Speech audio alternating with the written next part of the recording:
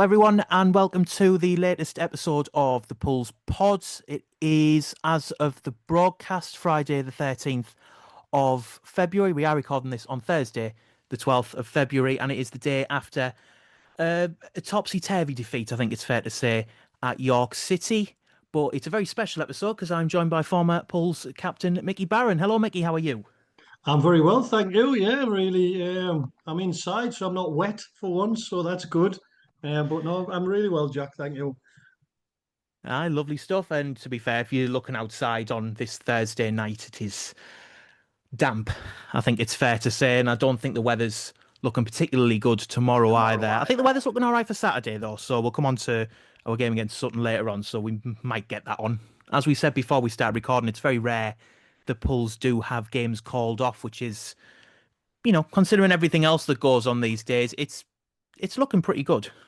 Yeah, it is. I think, especially where we are on the coast as well. It's the weather's normally worse along the coastline as well. So I think over the years, I can only remember one game I think being called off for being waterlogged. I know we've had a couple of frozen, but hopefully, fingers crossed that the weather will be for us on Saturday for the game. Absolutely. And we'll start by diving into the past a little bit because there were happier times when you were at the club, which, quite frankly, given the current situation, it might be nice to talk about for a bit, just to get some nicer times out of the way. And in the 90s, when you did start at Pulse, you started off on loan from Borough for, I think it was 16 games, if I've calculated that rightly. Yeah. But during that time, you didn't seem to break through Borough. You were released and then you signed back for Pulse. Was that a pretty simple decision at the time, given that you'd spent the time at the club beforehand? Yeah, well, I think I've mentioned this before. I went to Hartlepool on loan and thought I would go back after the 3 months, in which I did, and I really enjoyed my time there. Had some brilliant characters and just playing immense football in front of crowds and when there's something on the game, it's like you need that 3 points or you need the win bonus or whatever it was at the time. But I remember going back to Middlesbrough and then went straight in the Middlesbrough squad. And we actually played at Liverpool the game after I went back from Hartlepool. So I was sub at Anfield the next game, and I was like, "Oh, this loan's been pretty good to us." But then I spoke to Brian Robson at the end of the season. He did offer me a new contract to stay, which I could easily sign and played another year in the reserves. But I think I was ready to play first team football after the 16 games. Actually, Darlington came in that summer. Davy Hodgson tried to sign me. Yeah, I know. I can see your face. Yeah, I Um, know. That could have went um, very differently for you. and actually, I had agreed to sign for them, and he went away on holiday and just didn't get back to me for the time he was away on holiday. And then Mick Tate came to my mum and dad's house at the time with a contract, and it was in front of me. And I thought, you know what, I really enjoyed my time there. I don't know if Davy Hodgson's going to come back to me at all. And I just wanted something secure so over the summer I could look forward to joining a team. And as I say, Mick Tate was at the front door with a contract and a pen ready for me to sign it. And in the first season, you played 32 times. You were pretty much a regular at the time as well. There weren't many times you were subbed off. You did start most of those games, if not all of them as well.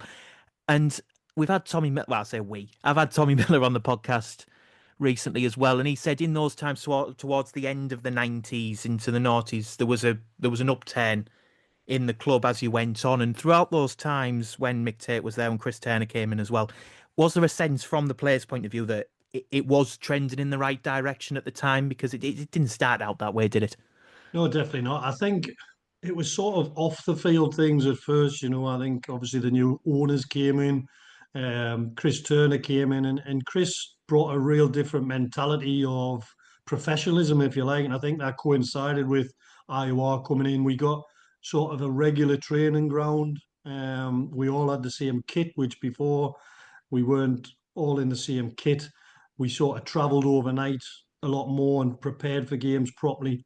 And I just think all of that together with some sort of better signings, if you like, better players, and coincided with a good group of players getting together, and that saw the club really start to take an upturn in fortunes, if you like. But it was that sort of crossover period from Mick to Chris and Iowa where the professionalism just started to lift sort of in every aspect of the club. And you started out as a centre back, which is not where I think certainly people of my age where we grew up with that noughties Yeah, team and went on and you played as a right back mainly in that time. But you did start out as a centre back. You started out in back three as well with that sort of sweeper rolling behind the likes of Chrissy Westwood. yeah. Did you prefer playing as a right back, which you moved on to, or was it more of a fact that that's where you ended up and you just sort of, as a player who would do anything for the club, like you moved into that position and made it your own, as it were?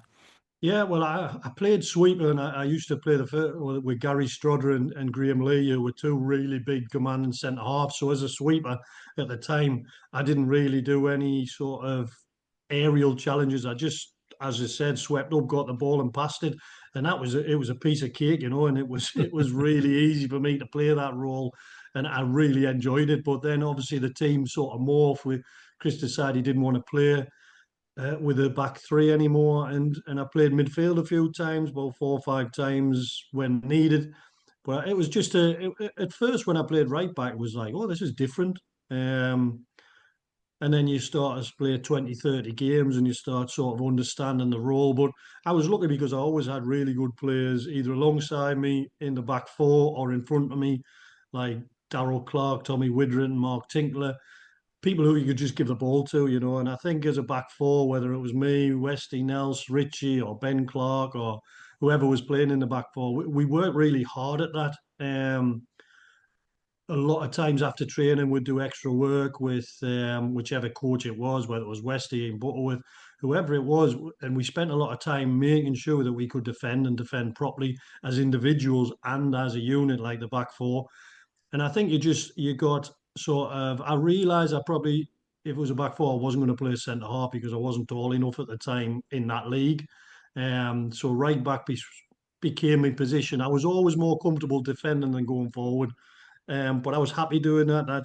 I mean, I used to get a lot of stick about not scoring many goals, but I was happy at keeping clean sheets and letting other people create the chances to score the goals. And that brings us nicely on to the next thing actually I've written down, which is about the goals that you scored. There were a couple, well, four to be Yeah. precise. And again, I mentioned Tommy Miller earlier on. His memory is exceptional for things where he scored and who he played with at times, etc. But do you remember the goals that you scored? 'Cause you scored four for the club. Well, my memory is the exact opposite of Tommy's. My memory is shocking, and everyone that knows me knows my memory isn't very good, either with football or birthdays or whatever it is. I remember I scored. Peter Beardsley scored. I think it was his debut. And it might have been a 2-2 draw, Very good. possibly. Yeah. Who against? Oh, I don't know. I don't know. You got everything to that point right, by the way. Peter Beardsley scored, opened the score, Kate. and it was a Oh, 2-2 I was going draw. to say Cambridge, but I don't know whether it It is. is Cambridge. Is it? Hey, Very I'm not as bad impressive. as I Well think. done. I scored a goal at Southend where we won 1-0. Very. Oh, nearly. Drew 1-1. Oh, was it? Southend is right. It was the FA Cup. Oh, I thought we won. No, he drew 1-1 and then lost in the replay, which, Oh, to be man. fair, given our Well, recent form in the cup, sounds about right, given and everything that it happened in the was cup these. really early in the game, really early in the game. So I remember that one. I scored at home against Hull when I played midfield, and You did? Flash scored a hat trick. So it's not hard to remember when you've only got four. It 4-0, yeah, scored, very good, yeah. And the and last one is the one that I always bring up to you when I say you're in the press box. I think that might be. Is it Colchester at home? Nope. No, it was. I know it was from outside the box as well because Bracker It always was winds about us up 30 yards about it out, yep. because he reckons I celebrated with a referee, but I just didn't know what to do, so I just ran off and the referee was there. But it was definitely at home, but I wouldn't be able to tell you what. It was the 03-04 season. Darren Curry scored the opener after about 3 minutes, and they were bottom at the time.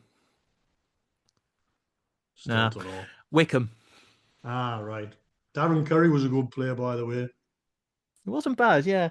I mean, He to be was fair, hard to mark. it was one of those strange games, wasn't it, where the form book again went completely out the window and they scored after 3 minutes despite being bottom of the league. Which, not ideal, but it was a pretty good goal to equalise, I'd say. Yeah, I think it was probably me. I know the one I scored when Peter scored his. He scored a volley, and I scored a header, and it was the softest header in the world, and the keeper more or less dived over it, and it went in. So, but it's nice to see you scored in the same game as Peter Beardsley, isn't it? Because he was my hero growing up. Well, absolutely. And to be fair, your memory, you know, wasn't, it may not have been perfect, but it wasn't bad. And say Yeah, you got but Cambridge spot on eventually. it's more so. To be honest, it's more so remembering which players played in which team in which year. Oh, So you're in gonna the hate set. the question. You're gonna hate the next question then. All right. Okay. Well, You, I'll you try my don't have best. to. You don't have to if you don't want to. But I did when Tommy Miller came on because he had such a brilliant memory. I then looked up one of the games that he played in, which was, I believe, the playoff semi-final against Blackpool at the Right. Vic. I think it was a 3-1 defeat or something. I'm not going to ask you that one. I'm going to ask you the more famous one because we're going to come on to it anyway, which is the playoff final against Sheffield Wednesday. Because I've got the lineup in front of me. Right. Okay. So it's entirely up to you if you want to have a go.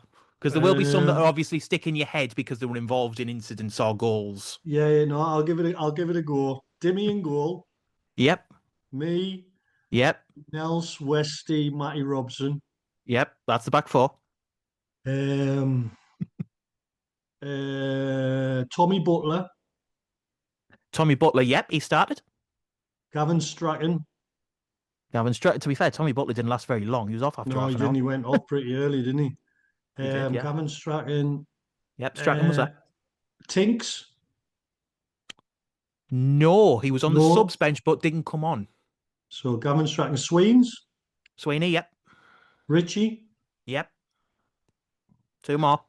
Um, Well, two more Joel. starters. Joe Porter, Joel. yep. And Joel went off as well, didn't he? He went off, yep, and the guy who came on scored pretty much instantly, if you remember that Yeah, bit. Dale's. I know Dale scored because it was a great header. So I would say Joel and Boydie. Very good. Is that right? That's absolutely right. Yeah, the only one that obviously you said Mark Tinkler was on the bench and didn't come on, but other than that, they all So did started. Yeah, did Effian come on for Butts? he came on for Butler. Yeah, that's right. Ah, right. Obviously, you Okay. mentioned John Daly who came on. There's only one other person who you've missed who came on after 81. Actually, he might have came on for you.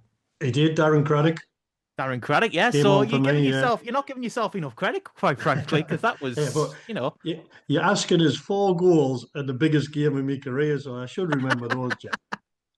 I know. But to be fair, given the significance of the game and given how playoff sort of campaigns, if you like, had gone in previous years, starting with Bristol. I mean, to be fair, there were others before that, but the one that sticks out is Bristol City, which Yeah. was the year before because of what happened to yourself. Yeah. Were you knocked out?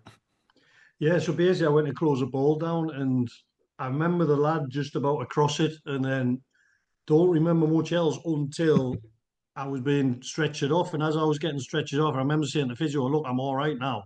And he was like, "Mickey, you can't go back on if you've been knocked out. Though. You can't go back on." I was desperate to go back on. And then I remember just going, they took us into the changing room and then came back out and sort of watched the game pan out. But it was me. I think I went off and then maybe Chrissy Westwood or someone else because Effian ended up playing right back. And it's sort of the whole shape of the team had to change in sort of after a couple of substitutions. Yeah, it felt like the momentum really swung at that point because it was Anthony Sweeney who scored, Yeah, wasn't it? I think yeah, yeah. so. We were 1-0 up at the time, and then it was a mental ending to the game, wasn't it? Because it's one of those where when the equaliser goes in, it feels like people are then setting up for extra time, and then it just happened. Like what, 2 minutes later? I think it was it 2 goals in 3 minutes or something like that. I don't And know. I can't remember. well, a I've got fair an point excuse for actually. that one. Yes. Yeah, I won't ask you for the lineup for that one, but to be fair, it's not No, far off. It's not far off similar. the one from the year after. Yeah, I think Yeah, obviously Jim Provitt was in goal. Hugh Robertson started that game. yeah. Mark Tinkler started that game, and Effian Williams. Other than Right. that, everyone was the same Similar. from a year later. Yeah, Christian Roberts scored the winner as well in the 90th minute. So it was and the Right. referee was Graham Paul as well. Oh, really? Which is I wouldn't have known it's that. always funny to say because you don't think about Premier League refs obviously starting out in the lower divisions, and then you see these Yeah, old games and you just think, oh yeah, Tim. I think Tommy Miller had one where I think it might have been one of the Blackpool games, not the playoff one, but Howard Webb refereed the game, right. and he was like, really, like even with his good memory, he was like, because you think he'd remember Howard Webb refereeing your game. You would do, eh? Yeah, but yeah, it's a bit of a contrast as well, given. that day at Ashton Gate and the day in 2021 that happened at Ashton Gate, where we've had such contrasting emotions. Yeah. And to be fair, it may well have been because Bristol City weren't involved in the second one that we got over the line. But again, going back to the one in 2005 against Sheffield Wednesday, given the playoff campaigns before that, was obviously the famous one where Richie Humphreys managed to hit literally everything from a penalty and it didn't go in, Yeah. which, he got his redemption at some point in the game against Tranmere, where he scored the penalty that actually sent us to Cardiff. Yeah. But going into the game at Cardiff, it seems daft to ask, did the players feel the significance? Because clearly the answer to that will be yes. But was there anything in the week, given the nature of what had happened at the end of the season with Neil Cooper leaving just before the end of the season as well? Yeah. How different was it with Martin Scott there instead of Neil Cooper going into that final game or going into those playoffs? Yeah, I don't think there was a great deal of difference in the sort of preparation football wise because Martin did a lot of the prep anyway with the team when Coops was manager. So there wasn't a great deal of difference. I remember Martin got us all to take a photo of our families and hand it to him a couple of days before the final, and we wondered why. And then when we were in the dressing room, he had them all pinned up on a board, and he was like, "This is who you're playing for today. So when things are tough, remember this board with all the families, because not just your family you're playing for, it's your mate's family and everyone in the squad." And it was you could just tell there was a lot riding on the game because of how everyone was around it. I think we went there the day before to look at the ground and have a walk around, and you think it's a good ground and it's big, but when you walk out when it's full, it's a totally different atmosphere. And I think when we went out for the warm up and you hear the noise of the Hartlepool fans that day, that was when I first realised, God, this is something totally different than what we've ever done before. And then obviously when you're waiting in the tunnel to go out and the whole crowd's there and the fireworks are going off, and it's just you have to steady yourself a little bit to not sort of let that emotion get really on top of you. And I remember even like in the handshakes when I got it wrong and I ended up going the wrong way, and the referee had to point us in the other direction because everything's so different, and but I mean, it was a fantastic atmosphere, and I'll never forget going to the ground and just seeing all the Hartlepool fans when we were on the bus, and just everyone was happy. Everyone was just sort of beaming to be there and wishing us luck, and getting off the bus, the cheers we got off the bus, and everything was just incredible. I think the official attendance was nearly 60,000, of which 16,428 of them were Pulse fans behind that goal. I mean, I was seven when that final happened. I went down to Cardiff with the buses. I think there was a million, 12 coaches or something like that Yeah, going down in the day. And I can't remember what square it was because, to be fair, I've not been back to Cardiff since, so I wouldn't know what it looks like now. But I think we were in a pub beforehand, and there's a balcony on the second floor, and you went out, and there was just like a wave of blue, a wave like there were so many people there. It was unbelievable. It was absolutely ridiculous the heights that we'd got to on that yeah, day, and obviously being so close after the time. Because to be fair to Sheffield Wednesday, that first half they were probably the better side. yeah, yeah. I'd Well, I agree. remember, I Yeah, think like it's fair to say they looked a bit better. They looked a bit, and obviously they went in on half time. They scored that goal very late on, yeah, and then the resident Welshman did what he usually does, coming back from the break. And it was there a sense when, given the two goals that went in, one of them was scored by the Welshman, and one of them was scored by the person who had literally just come onto the pitch. Was there a sense at that point that it might actually be happening at that yeah. point? I think there was, Jack, because I think we were confident in how well we could defend against any team in that league, and I think once we got that goal, and I mean, Dales' goal was every time I watch it, it gets better his header every single time you see Oh, it, it's and fantastic, Anna. it's incredible. And to do it at that end when everyone's celebrating it, and I had a feeling then of, do you know what, this could be our day, and I still think if the penalty hadn't happened, we would have gone on and win the game easily. And this is the thing I don't think about very often. We would have been in the championship and then playing in the championship, and everyone always asks, you think you would, how you would have coped? And I honestly think we wouldn't have been rock bottom. I think we would have struggled, but I think we would, because of the spirit within the sort of team that we had and the players, we would have done all right in that league. I'm not saying we would have stayed up, but I think we would have competed. But I think the penalty just totally changed the dynamic of the game and changed the dynamics within the stadium, and it just gives Sheffield Wednesday a huge lift. Yeah, I've just had a look at the championship table for the 2005 or 6 season. So when we went up, the teams that we would have been playing, that was the season where Reading got 106 points. So Right, we they were might not have by got that. far and away. I don't think we'd have done that well. But you look at the likes of the teams who were in it, even at that point. Obviously, it's changed a lot in 20 years. But you've got the likes of Sheffield United, Leeds, Crystal Palace, Wolves, Norwich, Cardiff, Leicester were in there. Sheffield Wednesday, to their credit, finished 19th, so they were fairly, Yeah, comfortable. I think they were 10 points off relegation. So to be fair, if we'd beaten Sheffield Wednesday, we were clearly on par, if not better at that point. So we may well have done pretty well. But you mentioned the penalty. You'd come off by that point, so yeah. you went on the pitch to see it. But was there a sense at the time that it was ridiculous?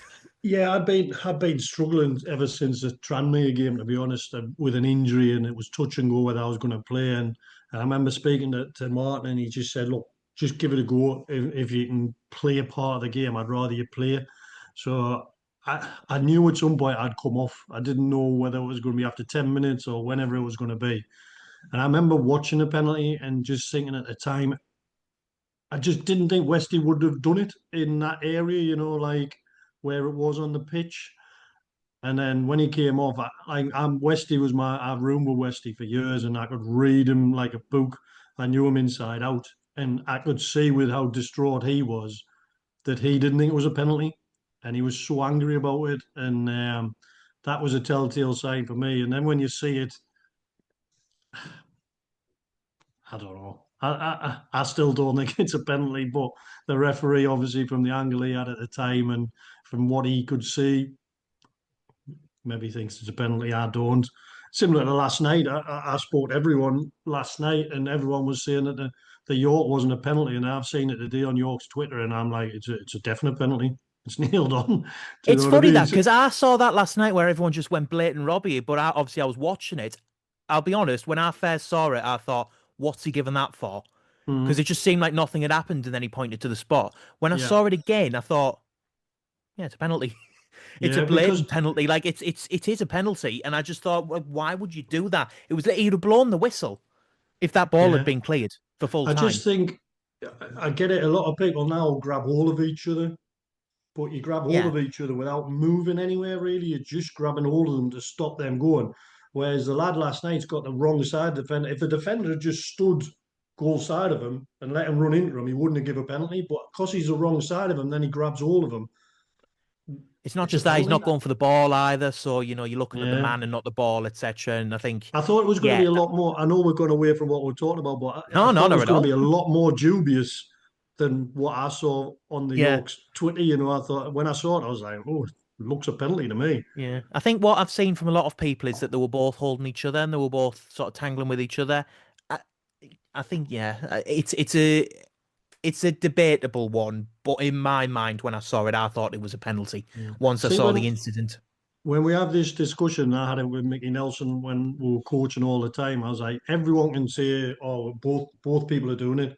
Everyone's doing it." But all it takes is a referee to look at that one and see point, it.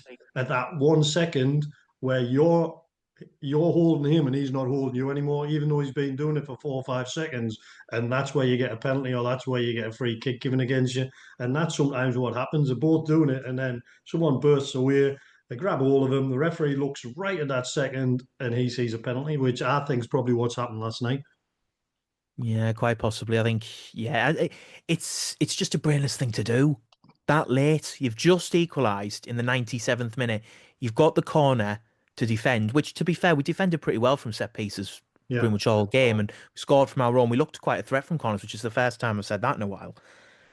And it just seemed to come out of nowhere, just didn't need to be done. And then I thought it was saved as well, which again ties back into 2005 because I thought Dimmy had saved that penalty as well. He did get a Yeah, hand to it, but yeah, it was already over him, I think, and it was a massive shame because I was watching it, of course, from the other end because it was at the Sheffield Wednesday end, wasn't it, that's right. when Yeah, it was taken? I think Um, when you look at that playoff final game as well, well, we had players who were a good team and were probably playing to their maximum level, if you know what I mean. When you look at some of their players and some of them like Glenn Whelan went on to have a fantastic career, and a lot of their players were probably not at their potential, if you know what I mean, yet, and sort of would be able to move on and move higher up the leagues, and I think you went on to see that with some of their players.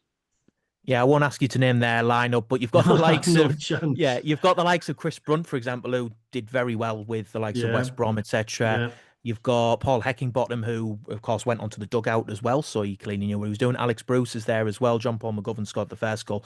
You know, Drew Talbot was the one who was, in inverted penalty. commas, Yeah, fouled for the penalty and then yeah, scored the fourth goal. To be fair, Glenn Whelan's goal was a brilliant goal though. yeah. It was a It's a brilliant brilliant finish. hit. And I think that killed us in a way because it was only 4 minutes into extra time. I think the longer that it went on, you could potentially, hold out. But given it Yeah, went on so early I into think as extra well time, because it goes in early, it really takes the energy out of your legs because you yeah. think, oh, as you say, if it's sort of the last 10 minutes of extra time or last 5 minutes, you get that burst of energy that you can go right.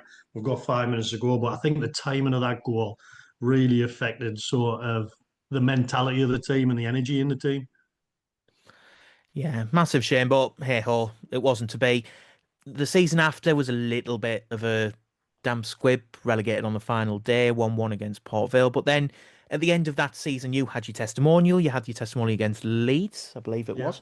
yeah, And, we won, which is always nice, even if it is just a testimonial. But James Brown scored both goals in that game as well. And there's a lot of people who have always said that James Brown, alongside the likes of Adam Boyd, probably has the biggest ceiling, like the most natural talent of anyone in that sort of era of pools in the 2000s. But as we all know, injuries unfortunately scuppered him, basically. Is yeah. I that how you think saw it from your point of view? 100%. I was lucky enough that Brownie played in front of me a lot of the times when he didn't play up front, he would play out wide.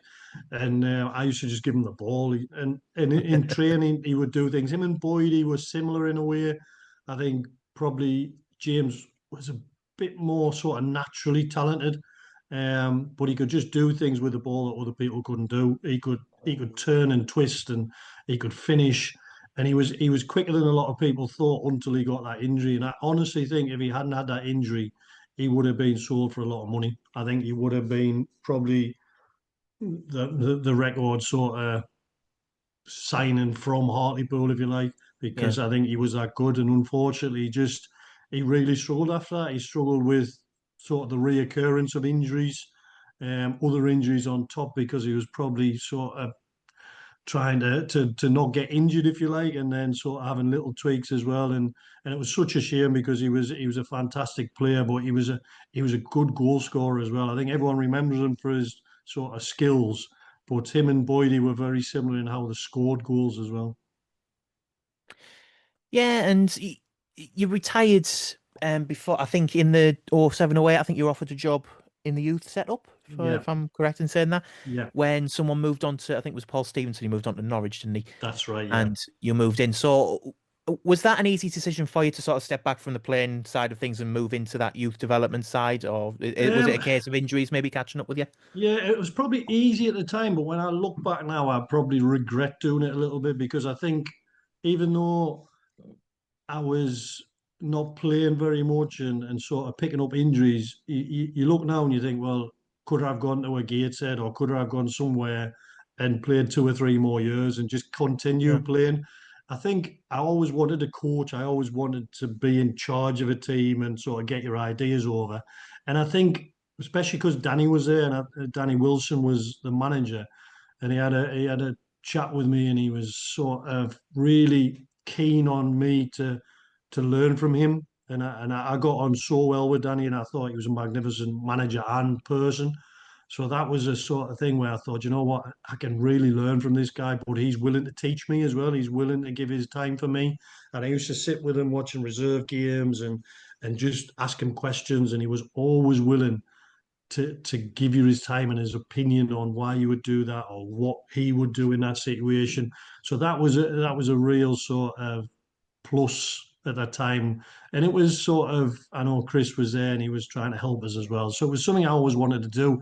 I probably could have played on a little bit, but I didn't want to move like to another club, like in the league or anything like that. So, yeah, it probably came 1 or 2 years earlier than I thought it would do, but it was definitely something that I wanted. And you did take to the field again just once, I think, for about 5 minutes or so when Richie Humphries had his testimonial Yeah. in 2011. Easy yes, I'm assuming, when you were asked. Yeah, definitely. Yeah, I always thought even a year after he retired, I kept saying I could still play in this team. I could still play. So I was always on to Danny to register us and get us there. But yeah, just coming on for Richie's testimonial. Obviously, really good friends with Richie, and just to play some part in his big night like that was magnificent. And that was against Sunderland. Wasn't the best result in the world, but at the end of the day, it's a celebration, isn't it? Do you know who scored for Pulls that day?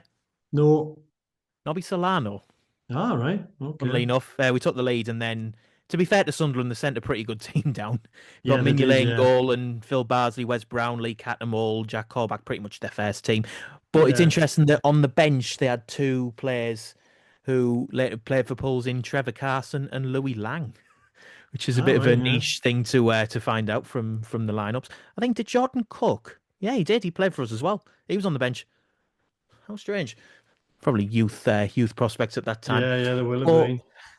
yeah, we're going to sort of the coaching side of things because you moved into the youth development side. And is it something that you'd always wanted to do as a player to move into the coaching side of things and to get into that sort of field after you'd finished playing? Yeah, it was. I think right throughout my career, even from an early stage, I was always someone that was talking on the pitch and sort of communicating and trying to get my ideas or the manager's ideas across on the pitch. And I think it really started when Coops was really keen on me being a go-between between the players and him and the staff. So I used to have a lot of conversations with Neil and Martin and just give them ideas of what the players were thinking. And I think that really gets you sort of involved in what the staff do and just picking things up from different managers, you know, and it's not always good things. You can take the things that they didn't do very well away from that as well.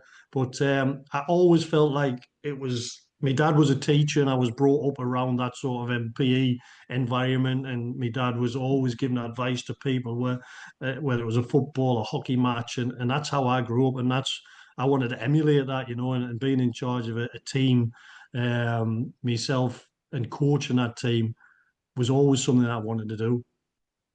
Did you ever want to go into like management as well as a coach, or was coach sort of where you sort of saw your potential, where you saw your career going? Yeah, it's funny you asked that, Jack, because right at the start, I wanted to be the manager of Hartlepool. That was why I started doing the youth team because I thought, you know what, uh, just sort of the progression of my role from player to youth team coach, then reserve, and and then when I did it, I didn't realise how hard it was going to be and how tough a job it is. A lot of people ask a lot of questions of you. A lot of people want to know answers that sometimes you don't have. Um, And then ever since I left sort of that role, I've always happy being a number two. And recently I've worked with Mickey Nelson for 18 months as his number two. And people keep saying, Mickey, do you not want to be a manager? And I was like, "Do you know what? I don't. I enjoy being that person that the manager goes to and speaks to. And sort of, I enjoy the coaching side of it. And I think sometimes when you're managing, you don't do as much coaching. And I enjoy being that link again from players to manager. So I probably set out wanting to be a manager, but now I'm really happy being an assistant to the right person. Yeah, I mean, it's not for everyone. I think with Gary Liddell as well returning to Pulls recently, you've got Tommy Miller who's moved into the youth coaching as well. If Pulls were to offer you something now, whatever it might be, would you, consider it and potentially go back? Yeah, 100%. I would now. Obviously, since Raj has gone, I think I would never have gone back while he was there, and I didn't. And I've got ideas to try and set up a sort of ex-players group that can go and help in the sort of hospitality stuff. And I've been asked to do it before, but I just wouldn't do it when Raj was there. I didn't want to give him that sort of my energy or sort of just him coming across as though it's anything to do with him. So that's something that I spoke to Jeff Stelling about, and hopefully we'll get a chance to speak to the new owner about. But if there was something else, not necessarily as a coach role, but something along like a director of football or something along that, or even an ambassador where I can go and do stuff to try and help build a whole club. I'd definitely be interested. Yeah, Brilliant. And, moving on to the current state of polls at the moment, we've already mentioned the York game yesterday, yeah. and you mentioned before we recorded about the defeat to Aldershot as well, which you were on the radio for. And we've said before on the podcast about Pools not really taking advantage of slip-ups in this race for the seventh spot that no one seems to want at the moment, even though Southend do have a stupidly high game in hand amount at the moment. But Mhm. can you see any world where Pools are able to do it? Because I think the longer that the season goes on, it does feel like we're going into the seasons gone by where not that we're settling for sort of 10th, 11th, but we will sort of drop to that level because we can't build the points on the board. And if you look at the end to the season that we've got as well, it's a very difficult end to the season. Yeah, I think it's not. I don't think anyone's settling for not getting in the playoffs, but I just think it. For me, it's a mentality thing within that group. I think you look at the result against Rochdale. You look at how well they played last night. I think it's the teams when they're expected to win and they Hmm. don't win those games that's really going to hurt them this season. The Aldershot game that had such a good run of games, and then they come to Aldershot, who everyone expected them to beat, and they got battered like from the majority of the game, and they didn't lay a glove on them. And you think that's another chance of getting those 3 points. And I know other teams have games in hand, but if you're in that playoff spot, they've got to get there. They've got to get ahead of you. And the sort of as the season goes on and time ticks on, it gets harder and harder to win those games in hand. And I think they'll look back on this season and look at all the games they've either drawn or lost that they probably could have gone, "Do you know what, if we'd done something a little bit different, if we'd sort of changed formation or changed personnel or changed tactics, we might have gone and won that game." And I think that's what will cost them those games where they'll look back and think we should have won that game or we should have got more than the draw because of this or that reason. Well, to be fair, given that Aldershot had conceded 55 goals in the league before they came to the Vic, and we haven't scored a goal against them in two games, there's Yeah, something clearly that the problem is clear for everyone to see.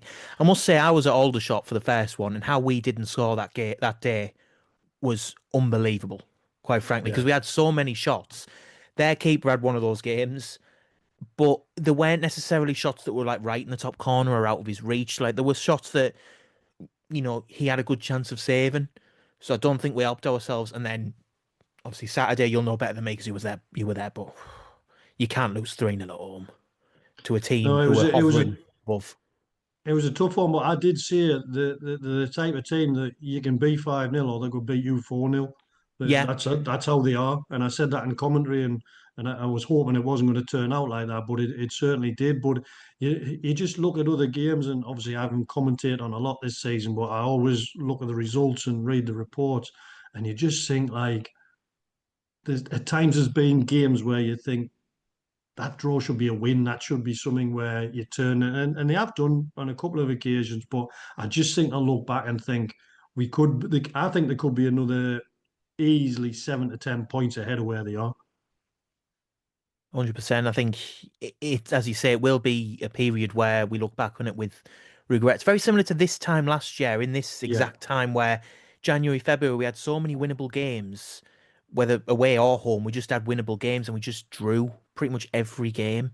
yeah. And it just contributed to the feeling around the place, I think it's fair to say at the end of it. And looking ahead to a nice date at the Vic for any couples who were thinking about things to do on Saturday. If the restaurants are booked and, you're looking for a last minute change of plans, why not go and watch Pools against Sutton, which is a lovely game for us all to enjoy. Sutton, not in the best form. They're still sort of down there. They're not in the relegation zone as they were when we went to Sutton and Hmm. produced that 3-3 draw. They do have Jermaine Francis now, so you can almost see the goal coming, can you? Yeah, you Pretty can. much, pretty much immediately. And Eden Pruitt will probably be playing as well, so he'll add one as well. And it's difficult to say now, isn't it? Because it's so unpredictable, Hull's form these days. You get these games which, they should win. Realistically, we should be beating Sutton at home. Definitely this season. And yet there's always something at the back of your head with Hartlepool United that just suggests, even beyond the usual cliches of football where anyone can beat anyone, you just think it could go the other way.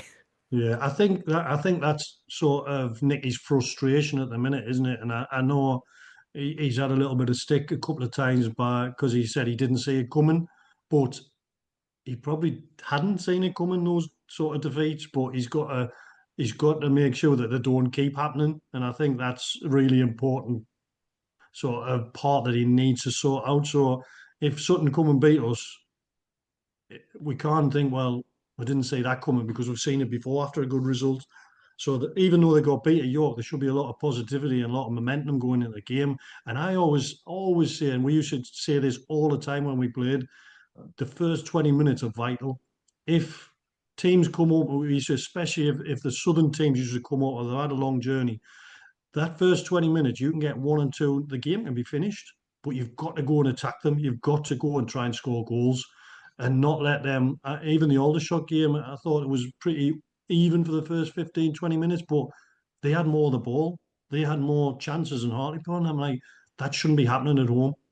And what game was it? I remember saying to my son, might have been the first game I did. I was like, no, it was the first game Rob was back, and I think I was watching it on the telly, and Man City were playing Man United, and I can't remember who Hartlepool were playing. I can't remember who it was, and I was like, no, Oh, we're not watching Man Altrincham. City. Was it Altrincham? I said we're watching Yeah, it was the one on the Hartlepool. telly at half 12, wasn't it? Yeah. So I said we're watching Hartlepool, Altrincham rather than Man City, Man United because this game, the first half an hour of this is going to be amazing because the crowd's going to be like hyper, the players are going to, and then after 10 minutes, it was like, Dad, can we put the Man United game on because it was so flat.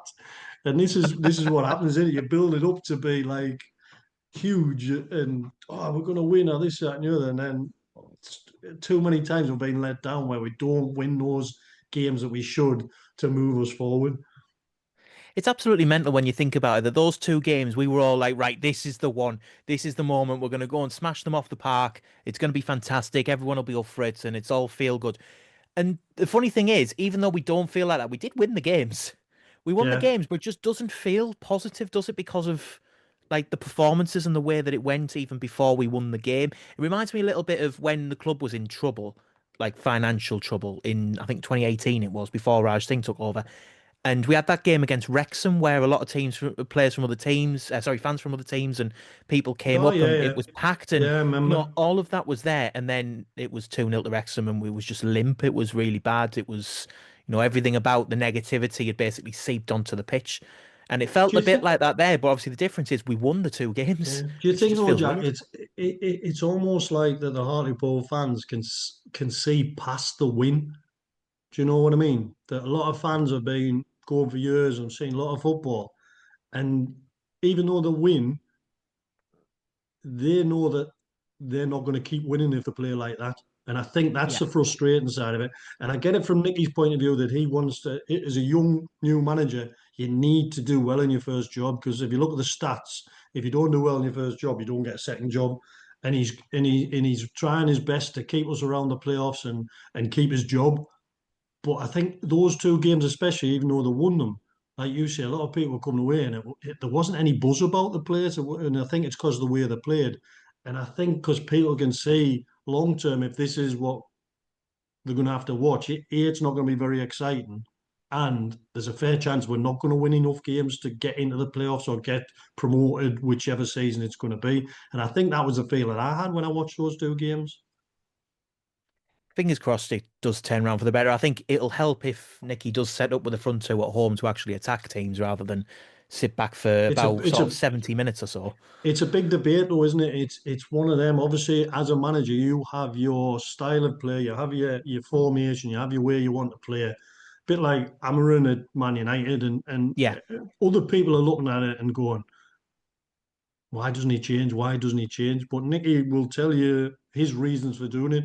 I know me and Nels have spoke about it, and we spoke about how to get two up front if you still want to play a midfield three. Do you play two up front with a 10 and then three midfielders behind them? Do you go to a back three and then do it that way? And there's ways to do it, but obviously Nicky trusts his way at the moment because he's new to it and he has had relative success in some of the games. I think everyone would love him to go 4-4-2 or 4-3-1-2, whatever it is to get that two up top. Um, but I understand why at the moment he's not doing that because maybe he doesn't feel comfortable coaching it, or he doesn't have anyone that can coach that and really go into in depth about how to do that. And he's comfortable in that 4-3-3 formation. That's what he played in.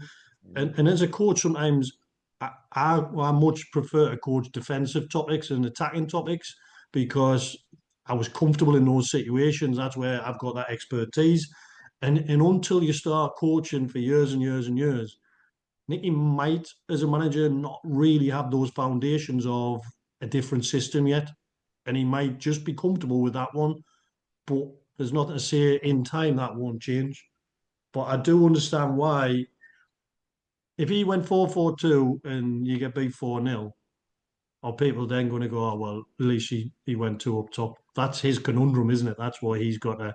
And at the minute, I think he's safe staying in games and trying to score a goal to win a game. And that's not a criticism absolutely. at all, by the way. That's just his way of doing it to try and keep the job that he's got at the moment. No, no, at all. You can understand why he does it, and hopefully it pays dividends. Because I've always said, you look at teams that have been relatively defensive in the past. If they're going to get the results to get to go with the performances, even if the performances aren't all out attack and blistering football, if you're getting results, I couldn't care less Yeah, personally. yeah, Some 100%. people may not have that view, but if you're defensive and you're winning games, you're winning more games than you're losing, and you're going to get into the playoffs. Couldn't care Yeah, less if it's I, winning. I don't think anyone, if you got promoted this year, would look back and go, "Oh, well, do you remember that game against Altrincham when we were absolutely terrible?" People Absolutely. don't think like that. But and again, this is something I've spoke about with Nels countless of times because we talk about football all the time. Do you have a more defensive shape and system away from home and change it while you're at home, so you don't have Yeah. to play the same at home and away? You don't, because other teams might come to you and set up defensively. So you might be able to play that two up front at home, and then you go away from home, and you might have to say to someone, right, you're only going to really start at home because this is a system I want to play at home. And when we go away, I want us to be much tighter, much harder to break down. So away from home, I'm going to play this system. And I think, Yeah. again, that's something as a manager you might do as you get a little bit more experience or you have someone alongside you that's comfortable going, do you know what? This could work for us. And why don't we try this? Yeah, I think adaptability is important. And I think a lot of teams these days, they don't tend to do that. They tend to have one way of playing, and it's basically this way or no way. They never really have a plan B. They don't necessarily adapt in game, but he'll learn that in time, I suppose. Yeah, as we've all said, he's it's his first job, and he will get there at some point. Hopefully, it happens sooner I rather just than think, later for the yeah, better of the club. I just think it'll be interesting. It's going to be a real transition, I think, at the end of the season with Yeah, probably off the field people as well. And I think the new owner then is going to have to decide: do we stick with Nicky and really back him, but back him with sort of new members of staff off the field on the board or whatever it's going to be, and let him build those relationships and sort of build them bonds with those people to move the club forward, or does he go, well, I haven't really seen a lot to think that's going to work. So those are conversations I think I'll have over the summer, and I think it's going to be a really big summer, like on and off the field. And I think that back behind the scenes is vital that they get it right. absolutely. And we are running out of time. But one final question: you bring a switch of play back anytime soon? Well, me and me and Simo have spoke about it. We've actually got a couple of guests lined up, but we've been so busy. Well, Simo's half the man he used to be, so um, but we definitely thinking about it. It's definitely something we'd like to do. But like you say, we just need to get our act together. And I'm changing jobs a little bit, which might free up a little bit of time for myself. So hopefully we can get a couple more episodes out there. Yeah. I thought you were going to say the fridge was asking for too much money. I actually had the fridge in the background before, but I moved because it was too cold in the kitchen. It was asking for a rider and I couldn't afford it. Absolutely. Well, to be fair, if the guests are waiting too long, just pass them on to me. I love them. I But know, thank you yeah, very yeah. much. Yeah, thank you very much, Mickey. It's been fantastic as ever. And No you are there problem. on Saturday, and you're at the Yes, I'm there commentating. I'm delivering a lot of Valentine's flowers for my wife's shop in the morning, and then I'll be down commentating on the afternoon. to be fair, did you agree that with the wife in advance so you could go to the game? 100%, yeah. Absolutely. Well, thank you very much, Mickey. And hopefully better times ahead for the club. And we'll look forward to Switch of Play come back as we'll hold you to that promise. Yeah. Cheers, Jack, and keep up the good work. Thank you very much. Take care.